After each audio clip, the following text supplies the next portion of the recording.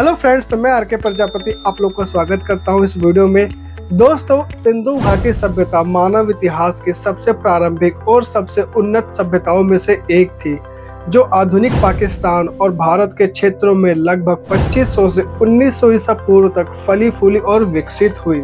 सिंधु घाटी सभ्यता मिस्र और मेसोपोटामिया के साथ साथ दुनिया की सबसे पुरानी शहरी सभ्यता थी, जो अपनी शहरी योजना, स्वच्छता, व्यापार और लेखन प्रणाली के साथ साथ अपनी कलात्मक उपलब्धियों के लिए भी जाना जाता है, जो इसकी सांस्कृतिक विविधता को दर्शाती है।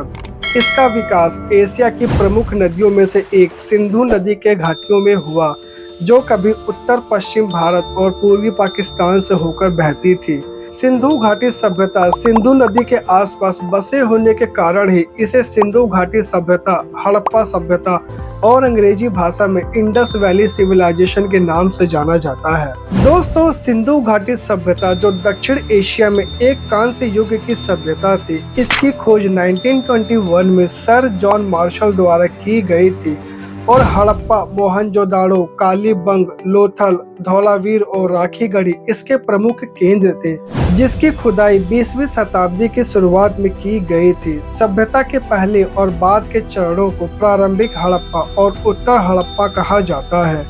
प्रारंभिक हड़प्पा संस्कृतियां मेहरगढ़ जैसी नवपाषाणी संस्कृतियों से उत्पन्न हुई। हड़प्पा सभ्यता के लोग बहुत ही सुनियोजित और विकसित कस्बों एवं नगरों में रहा करते थे, जहां बड़े बड़े भवन, सभागार, स्नानगार, कारागार, कच्ची व पक्की ईंटों से बने घर, चौड़ी सड़कें आदि स्थित थे। और दोस्तों, मोहनजोदाड़ो में पाया गया विशाल स्नानगार और विशाल अन्न भंडार पकी हुई ईंटों के सुंदर काम का सबसे अच्छा उदाहरण है।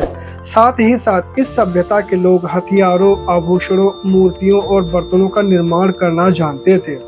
शहर में एक जटिल जल निकासी प्रणाली भी थी, जो इनके निवासियों को पानी और स्वच्छता प्रदान करती थी। और इस शहर की आबादी कम से कम लगभग 40,000 लोगों की थी, जो मिट्टी के बर्तन बनाना, मुहर बनाना, बुनाई और धातु का काम आदि करना जानते थे।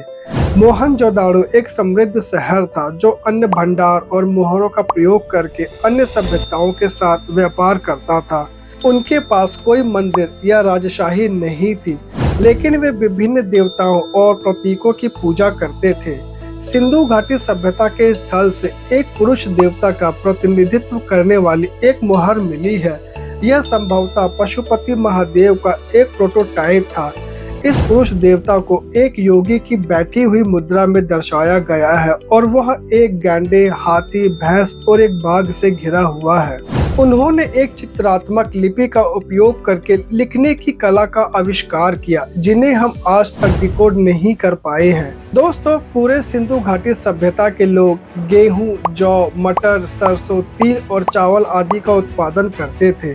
वैसे दोस्तों, सिंधु घाटी सभ्यता के किसान न केवल अपने उपभोग के लिए बल्कि शहर के लोगों के लिए भी पर्याप्त खाद्यान्न पैदा करते थे। और इस सभ्यता के लोग व्यापार और अन्य लेन देन के लिए बाट और माप जैसी अनेक वस्तुओं का उपयोग करते थे। पर दोस्तों, सिंधु घाटी सभ्यता के पतन का कोई एक कारण नहीं है। इस सभ्यता के पतन के पीछे कई कारण माने जाते हैं। कुछ विशेषज्ञों का मानना है कि बाहरी आक्रमण और जलवायु परिवर्तन या प्राकृतिक आपदाओं के चलते, सूखे या बाढ़ से, या व्यापार संबंधों के नुकसान जैसे विभिन्न कारकों के कारण सिंधु घाटी सभ्यता का पतन हुआ होगा। तो दोस्तों, आज की वीडियो में फिलहाल इतना ही। अगर आपको आज की वीडियो अच्छी लगी हो तो आप इस वीडियो को लाइक, कमेंट और शेयर करना मत भूलिएगा। तो चलिए दोस्तों, आपसे फिर मिलेंगे बिल्कुल नई और इंटरेस्टिंग टॉपिक के साथ। तब तक के लिए बाय बाय, टेक केयर, धन्यवाद।